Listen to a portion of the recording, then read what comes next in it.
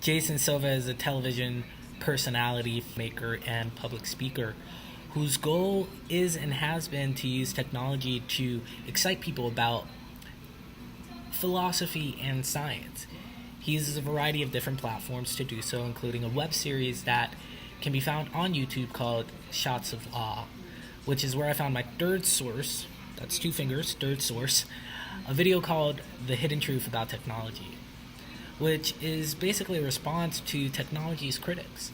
These individuals who, as he says, assume that everything that is natural is within our skin tissue and everything that we make is somehow artificial. In this video, he goes on to explain how this idea and duality is actually an illusion. And personally, I think that he's successfully using vivid imagery and fast cuts and interesting language, and YouTube, gets the following points across pretty well. He describes how technology is essentially a scaffolding of the mind, how it extends our mind and our agency in a very real way, almost as though it's a part of our anatomy. We build these virtual models in our heads and then manifest them in our physical reality. Tech today is embodied imagination, actualization, the rendering of our hallucinations into existence.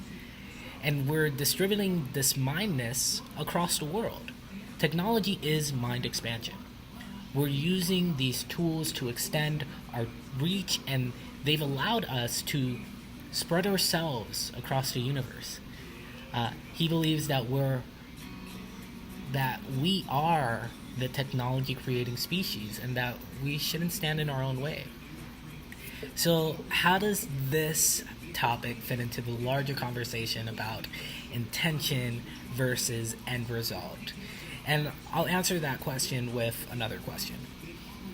What was the initial intention behind the first tools invented by man? Fire, the knife, the wheel.